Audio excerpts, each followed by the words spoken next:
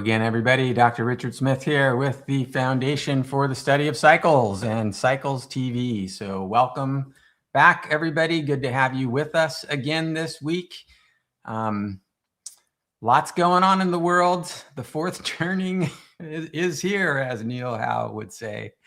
May you live in interesting times. So much going on. I started to talk last time we were together about the unbelievable research capabilities that are being unlocked by these new tools. And I'm going to continue with that this week. It's really incredible, exciting, mind-blowing stuff.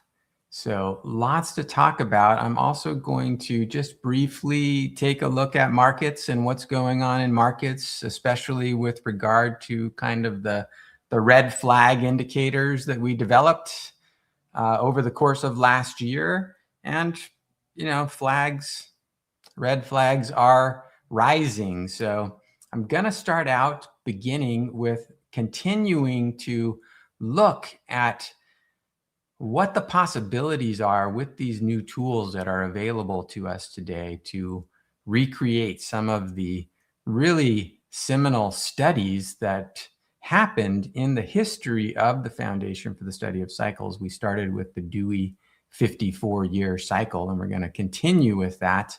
And then once I've spent some time on that and given you, a high-level overview of where that research is at, I'll touch on markets, take your questions, and we'll wrap up for the week. So I'm working on a major presentation having to do with the cycles of war, which we'll start to touch on today. And I'm looking forward to sharing that with you in the next couple of weeks. So stay tuned for that. I probably won't be here next week for Cycles TV, but please rest assured that I am working on your behalf and really appreciate everybody's support and participation. And if you like the work that I share today, consider investing in, becoming a member, making a donation to the Foundation for the Study of Cycles, because everybody's talking about cycles in the world today, but nobody is doing what the Foundation for the Study of Cycles is doing, which is discovering and studying cycles and asking the big questions like, where do cycles come from? How do they manifest in our world? What are the connections between different cycles, et cetera, et cetera? So let me just make one little adjustment here. So that's what I'm working on. I hope you like it. Love your support. Tell your friends, make a donation. Let's get to work. All right.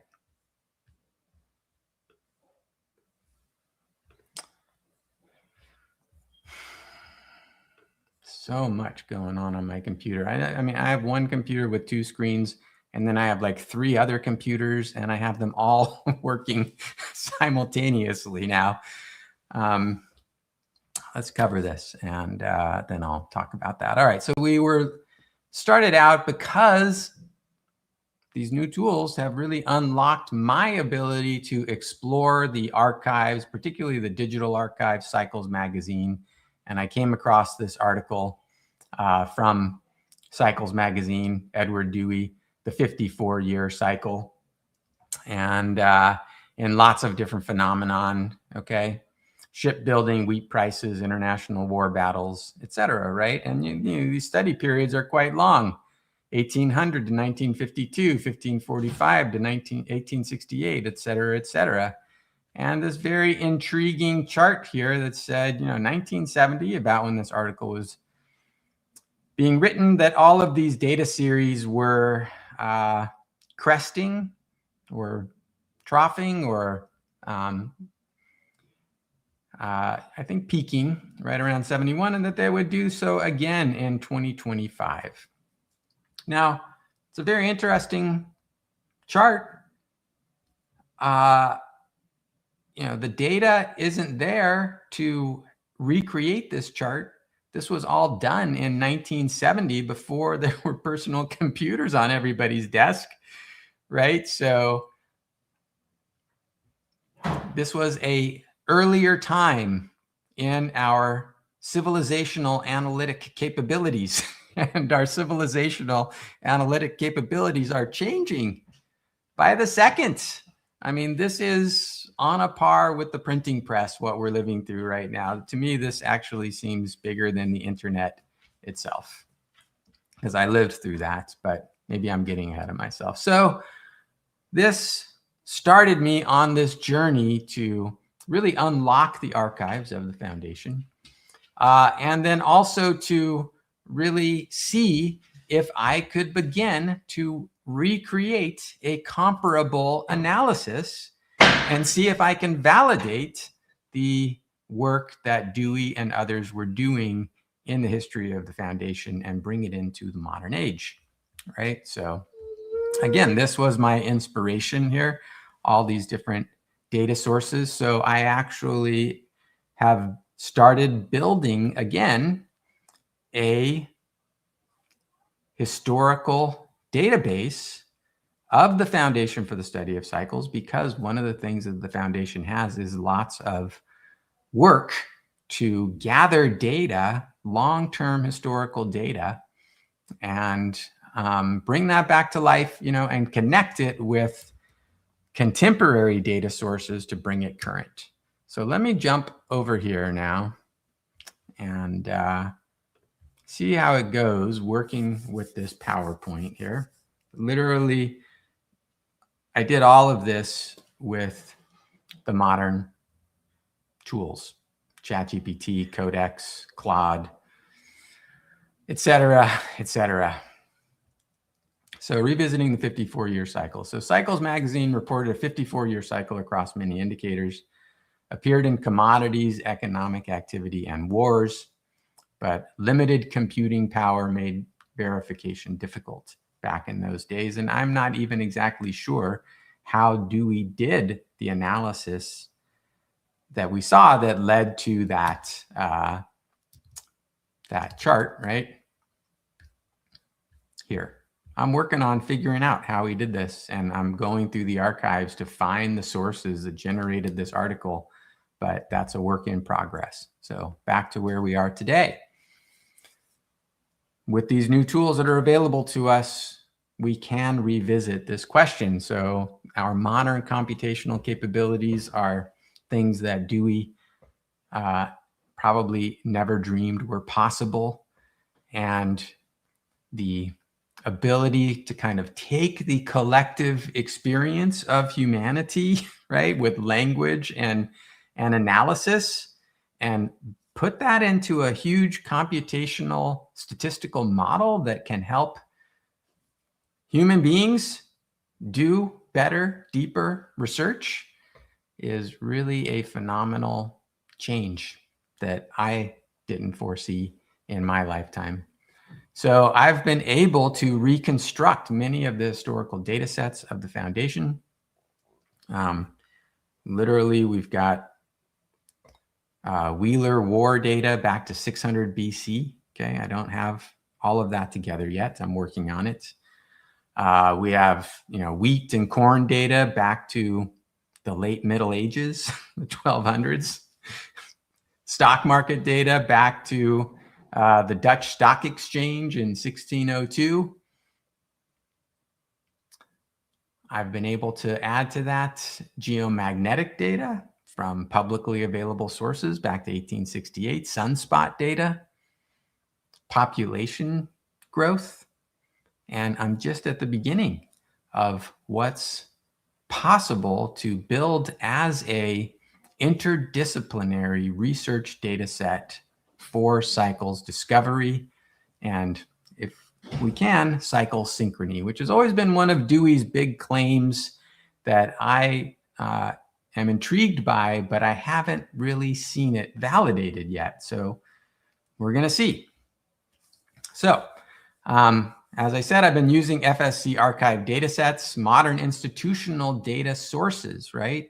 And I'm doing this very carefully. I have say a wheat history from the FSC back to 1259.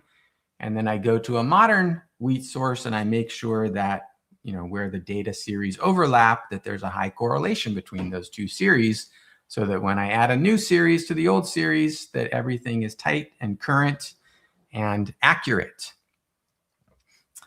Because we're trying to do science here. And we have to be very careful, and we have to also be willing to be wrong, okay? So we've put together a number of data series. You're going to see some of them here, covering natural systems like geomagnetic data, sunspots, for example, commodities, macroeconomic indicators, conflict data, right? That's a new one, and financial data. And so some of the cycles that we've been looking at include sunspots, commodity prices, industrial production, right? And this is kind of the most important graphic that I have today to share with you. And I think it's kind of astonishing. If we look down the left side here at all the different data series that we've put together, commodity index, okay, CPI, that's consumer inflation, right? Corn, geomagnetic activity, global population data, gold, corporate bond yields, industrial production, long-term government bond yields, silver, S&P 500, sunspots, population, wheat, civil wars. This is the Wheeler data down here, civil wars, international wars, and total wars. And then this is just a heat map. Well, the cycle length going down here between 10 and 120 with a heat map of kind of where the cycles showed up for these different phenomena. Now, this is very early stage research, okay? This is not definitive. This is just a simple, what's called fast Fourier transform spectral analysis across the whole data sets for whatever data we have. It can get much more refined than this, but even this by itself is intriguing. And in particular, the most notable finding, I think, is a confluence of warmer cycles that are all happening here around the 50-year mark, say between 45 and 55 years. And that was partly, the focus on that came from what is Dewey talking about a 54-year cycle. So, if we look at this, we see warmer cycles in wheat, in corn, in the CPI, in geomagnetic activity. Very interesting there, around 52 years. And, and we still see cycles around 50 years in other assets too, maybe not as strong, but gold, the S&P 500, wheat, of course, battles, got some clusters, some warm clusters here around 46, 47 years. That's interesting. I know Dewey talked about a 57-year cycle in international battles, so more on that to come. So this by itself is just an incredible result to be able to pull together these data series and put together this heat map across literally like thousands of years of collective history of different phenomena. So there you go. So we've seen that there are these clusters, particularly around 50 years, right? What we don't know is if they line up like Dewey said they do. And again, I don't even know how he did this analysis.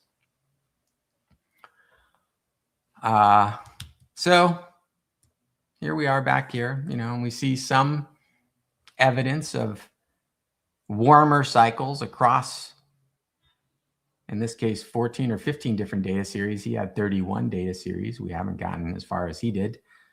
And we saw, we do see some clustering around the 50-year mark. There's other clusters here too, and we can explore, right? These are pretty interesting down here at the 90 to 100-year range, right? And more to come, believe me, more to come. So, we used simple harmonic phase analysis. That's a fast Fourier transform. and started to explore some other analysis techniques as well, rolling window, phase synchronization, and Hilbert analytic signal phasing. You really don't need to worry about those terms. They're just different approaches to doing cycle analysis, especially when a perfect sine wave isn't a great fit for the cycles that you're seeing, right? Because my belief about cycles is that they're not perfect sine waves. Everybody's got different ideas about how cycles work and where they come from. It's not my personal belief that the universe is a big clock that's running in perfect synchronization. I'm not going to get into that today, but I think that cycles are kind of tendencies in our world that increase the probabilities of different events happening at different times. But I don't think we're bound to things having to happen as the cycles suggest they might. And I think that part of my evidence for that is that we don't see perfect cycles in our world. We see messy cycles. And indeed, it could be in our data, it could be in our analytics. Maybe we just haven't found the perfect formula. But cycles research today, at least, involves a lot of trial and error, like all science does, and different approaches to try to get the best, clearest possible picture that we can. So these are some of the correspondences that were the strongest amongst kind of pairwise of the 15 different long-term series that we've got, like commodity index and wheat. No surprise there, right? Gold and industrial production was interesting. Sunspot and international wars was interesting at 54%, right? That's worth looking into further. Gold and sunspots, corn and civil wars, et cetera, et cetera. So again, this is just very early research, but it's the kinds of questions that I think are really interesting to explore. And I'm going to be doing a lot more of this, especially if I can get some support for this work.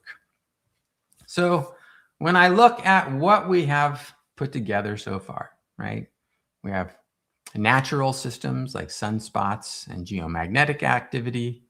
We have commodities, wheat, corn, commodity indexes, gold.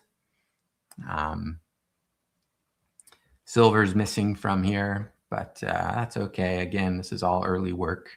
Macroeconomic indicators like CPI and industrial production.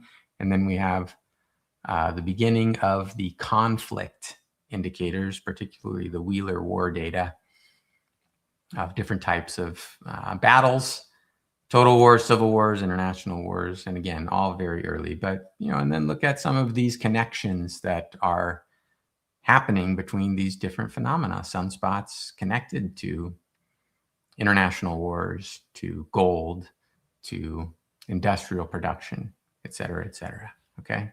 So again, this is not definitive work. This is early exploration, directional of the kinds of questions I'm asking, the kinds of things I'm able to explore now thanks to these new tools. I'd love to know what questions you have and what you would suggest we research more. And, there's very loosely here a kind of hierarchy, a possible hierarchy emerging of natural systems, okay? Sunspots, geomagnetic activity, kind of having the most connections to other things, most connected to commodities, commodities most connected to macroeconomic indicators, and those driving conflict and finance cycles. It's a hypothesis, but it's an interesting hypothesis about how the world works.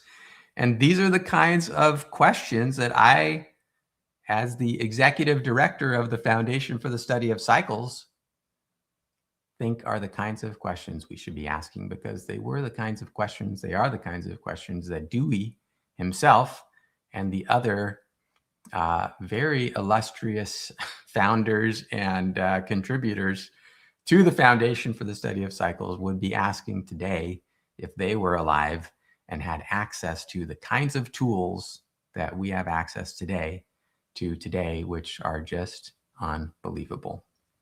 So let me stop there for a minute. We'll take a brief look at markets here in just a few minutes, but let me pop over here now and say, if you have any questions, please send them my way, or thoughts, suggestions, encouragements. But I just want to say that as a human being alive today and as a participant in markets, I am increasingly kind of shocked at what's happening with these artificial intelligence, large language model tools, especially around coding.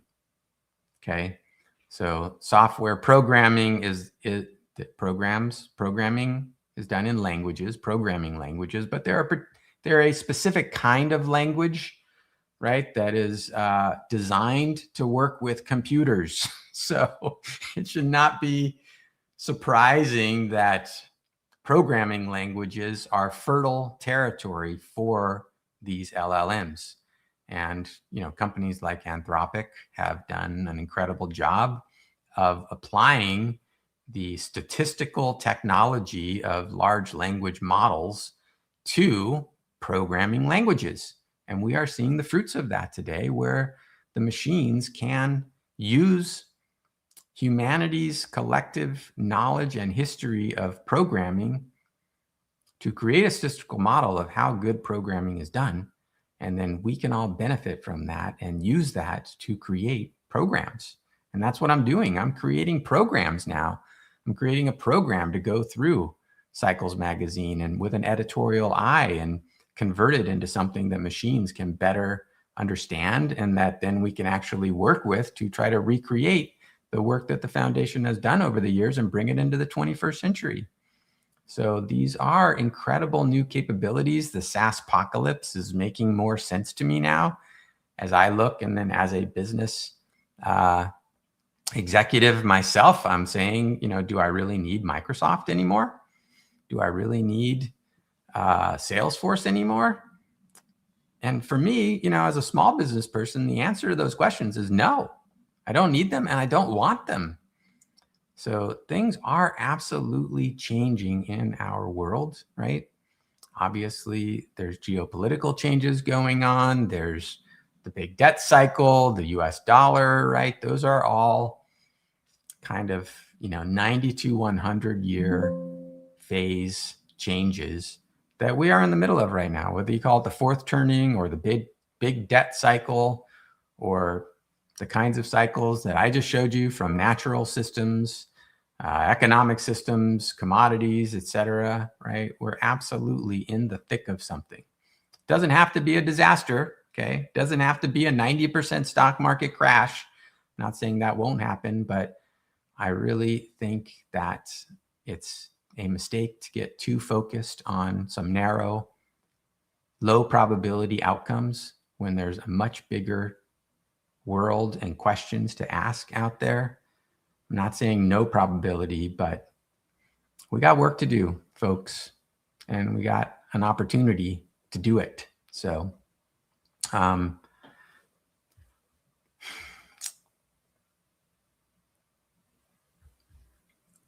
let's see if you have any questions. This is just outright market manipulation. I'm not sure what you're talking about, Carbone.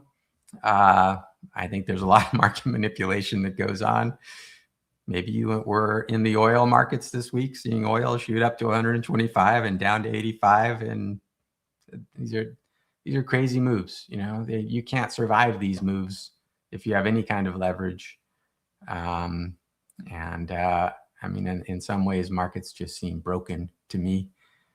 Particularly, it's not just markets, though. Markets are just part of our society and our economy, right? And our relationships and our economy is broken right now. So not surprisingly, markets are acting erratic as well. Gold and silver to correlate against monetary cycles, copper against industrial. Good question. I would really like to get copper in here. Going to work on that one. Could you please take a quick look at the oil price? Sure. Yep, can do. And CU long and short term. What is CU POV wealth? I'm not sure. Cycles are not a perfect clock is a great comment. Time is relative. As Earth travels through different space densities, time changes. Cycles stay constant, just my theory.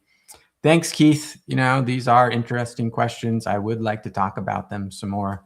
I do think there's a lot going on with philosophy of science, mechanism, and reductionism as paradigms that don't quite work for putting the pieces of the puzzle back together again. That's all very interesting subject to me.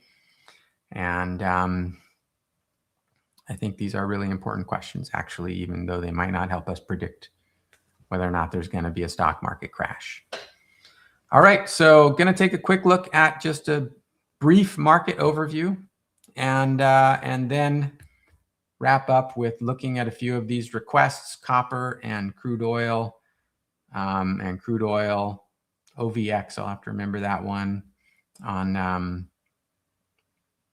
intraday data. All right, let's have a look.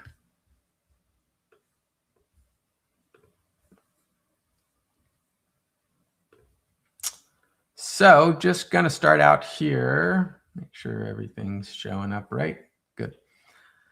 This is the long-term data back to 1602 that's stitched together from like the Dutch Stock Exchange, the London Stock Exchange, the and the U.S. stock exchanges from 1602 to 20 or so. This is annual data, right? So nothing seriously actionable here, but just interesting to kind of zoom out at the biggest picture, right? There is what, 420 years of history here, a 17-year cycle, which is interesting, right? I don't really think there's a whole lot we can take from this from a cycle perspective, but it is interesting, you know, to just look at it. The momentum is certainly up, although not as up as it was back in before the dot-com boom, right? This was the dot-com boom right here and the bust, right? And then the great financial crisis all looks kind of insignificant relative to 400 years of history. Here's the depression back here from 1929 down to 1933. All right, back to more contemporary data. Here is the great new data sources native to the Foundation for the Study of Cycles, where we can look starting at a monthly level on the S&P 500, right? Going back to 1928, just before the crash. Monthly data. And of course, we see the 42-month cycle, the 185 or so week cycle right there at the top with a stability score of 75. And we know that on the weekly cycle, you know, that weekly cycle topped a while ago and is certainly manifesting itself in the equal weighted indexes, not so much still in the cap weighted indexes where the technology boom has been floating all boats. But certainly on a monthly level, the weekly, we know that the cycle's been pointing down and there is a momentum divergence too. This is more clearly seen on the weekly data, which we'll get to in a minute. The other cycle that kind of interests me here is this 104-week cycle. It's also showing down, right? So, and in fact, you know, if you put your cursor over the latest data point, you can see on the monthly data, every single cycle is red or turning red. which just means that, we've been in a heck of a bull market from 2009 up till today. Let's go down and look at the weekly data. I love it how we can just click on a chart. This is the 193, a little longer than 42 months, over a shorter time period, right? Only back to 2010, whereas the monthly data, we were looking back to 1928. So cycles shift a bit, right? It's not 180 weeks right now. It's 193 weeks over this period of time. And again, we can see the negative momentum divergence, and we can see momentum rolling over, and we can see that the cycle's pointing down. So no surprise there. And we can put our cursor over the last data point, and we can see that all of the cycles are red other than the 37-week cycle. We can now go to the daily data.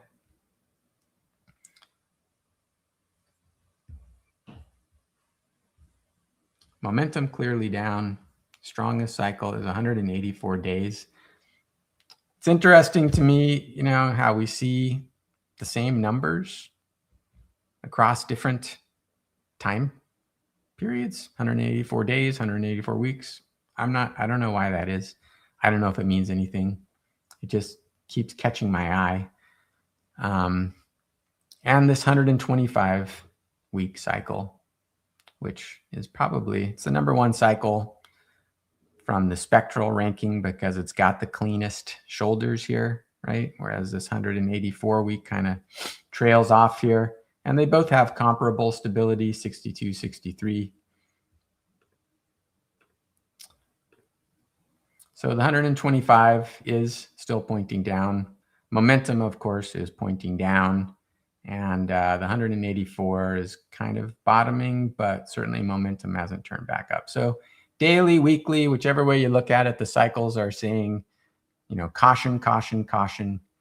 And if we look at the indicators, in this case, this is the bond volatility, the MOVE index that I've talked about over the last 6 months. The cleanest, strongest cycle, very strong cycle here at 125 days, which is one of the same cycles we see in the stock market data in the S&P 500, 125 days, showing up in the bond volatility, right? Bond volatility going up. And this is a significant development right here. This is one of the red flags we've been looking for. And it's absolutely bond volatility on the rise as the cycles predicted. Even if we go back to, say, here and make this out of sample, this was predicted. This is what I talked about several months ago. And indeed, so far, the cycles in bond volatility are proving to be predictive. So that's interesting. And it's clearly broken out of its downtrend. We'll see how much further it has to go. But definitely something going on there. And then finally, the high risk option adjusted spreads, right? Another kind of volatility index, high yield, credit, which, we've seen the stories there about private debt, et cetera, private credit, and has also, really formed a bottom and moving back up. Also has the 125, 130 period cycle, probably the strongest, and also this 175. 175's not quite done going down, but I think this 130 is really the strongest.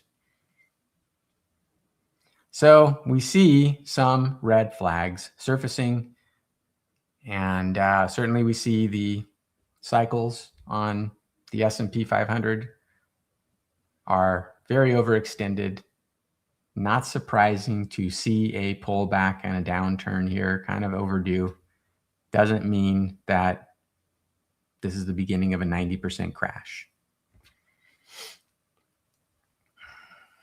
So that's kind of what I'm seeing on the markets. There was a request to look at oil. So let's take a quick look at that. I am going to have to wrap it up here soon today. CL equals F. Yeah, finance, right? Oh, man. This is just like the silver market last month. This is why I say markets are broken. This should not happen in an orderly market. And you can, blame it on Trump, but this is not just about Trump. This is about a world where nobody really knows what the heck's going on, that's largely driven by media and narrative. And, markets have succumbed to that as well. But this is a crazy, crazy spike. The cycle certainly anticipated higher oil prices. Lars covered that a couple weeks ago. The cycles have been strongly suggesting an upturn for oil here since the beginning of 2026, right? So we could add a little more data here. Go back a little further. Where would be? Let's aggregate it up a little bit. 4 bars.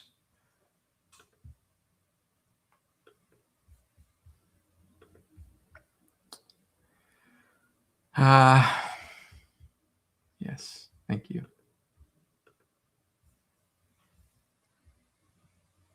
154, right? So cycles certainly have been saying oil's oversold and due for a rise. Having it happen with that much volatility is hard to digest. Let me see if I can get to some intraday data on oil. So I'll go to symbol search. Oil.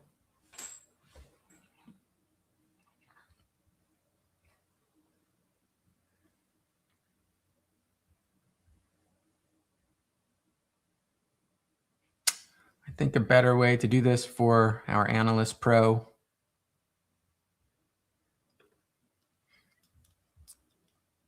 level services would be to go here to the futures, oil, CL here, 2-hour data about here. Let's see what we got. So we have on the 2-hour data, pretty interesting. Almost have to put it on a log scale. All right. So here, that's 850 bars. That's plenty for the 150-day cycle there. Man, that's impressive if it caught it just like that. Let's go back a little bit and see if we take some of those data points out. Okay, rerun the analysis.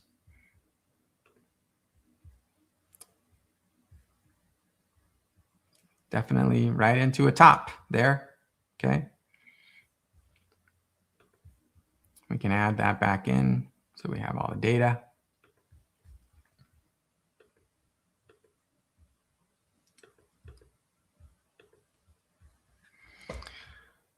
We definitely have that 2-hour cycle topping, and certainly momentum gave a sell signal about here, and we'll see. But looks like the 2-hour cycle is working well here on oil, and stability score of 65, pretty clear definition in the shoulders on the spectrum. I'd like to see those a little deeper, but on the whole, pretty darn good. I don't know about OVX. Let me see if I can get that.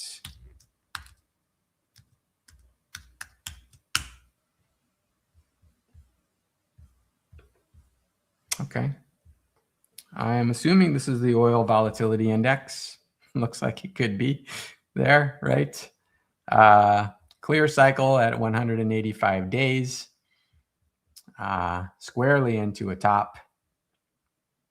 But momentum is hard to, that's trying to catch a flying rocket ship right there. Not catch a falling knife, but, you know, grab onto a flying rocket ship as it passes by. All right. And lastly, copper. Let's jump back over here because I am going to have to go. Nope, nowcast. All right, copper, HG here. We'll start at the daily data on copper. And I'm just going to redo the analysis from scratch here. Copper has a stunningly clear 106-day cycle. All right, stability 57, that's pretty good. Also as this 151, things get a little muddier out here, you know, around 252. But on the whole, I like to put my cursor over the last data point. It's interesting that all 4 top cycles are green, right?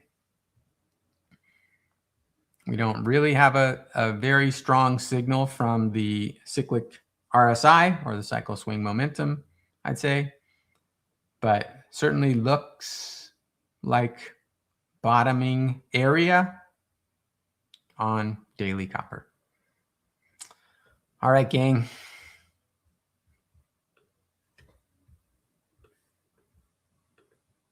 So appreciate everybody's time today. Again, exciting times in the world in terms of the opportunities that are being unlocked by these new technologies. I encourage everybody to explore them. I think they're really incredible.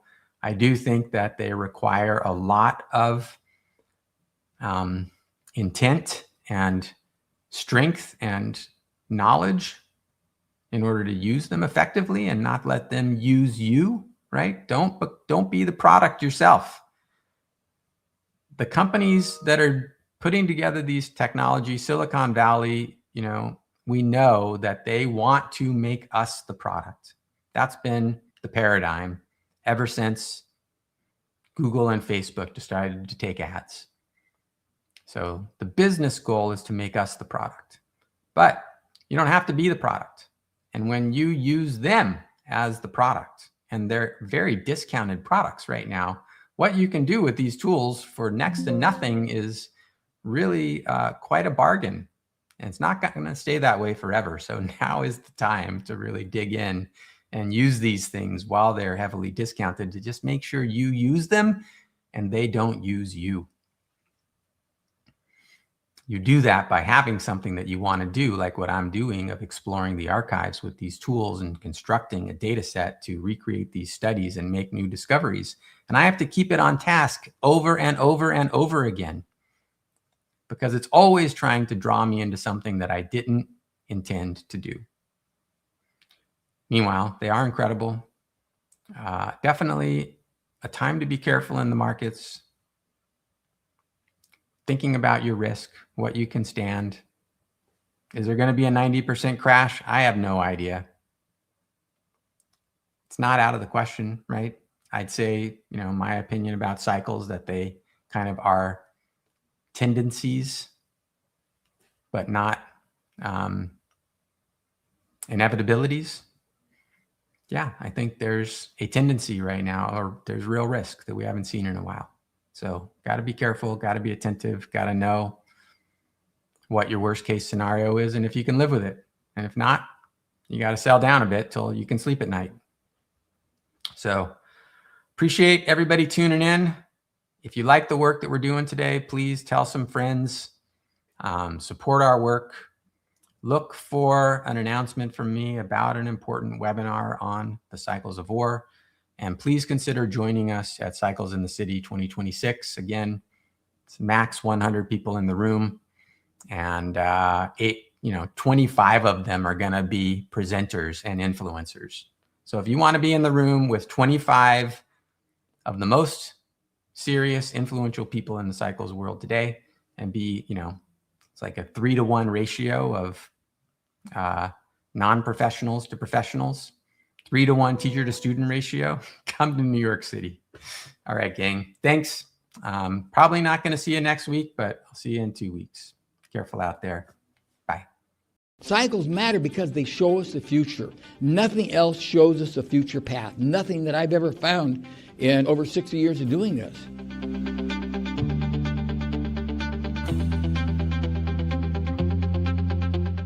The foundation is bigger than markets, right? It started out bigger than markets. It's still bigger than markets. It's bigger than us. There is no such thing as a black swan. It is merely a cycle that was not forecast or anticipated.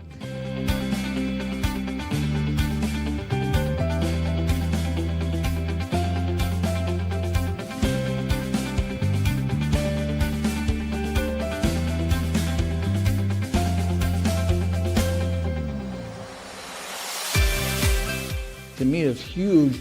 If I can get a glimpse of the future, just a little bit of the future, I'm way ahead. I think that the Foundation for the Study of Cycles has a role to play in both bringing technology to the world, but also really emphasizing agency and human agency.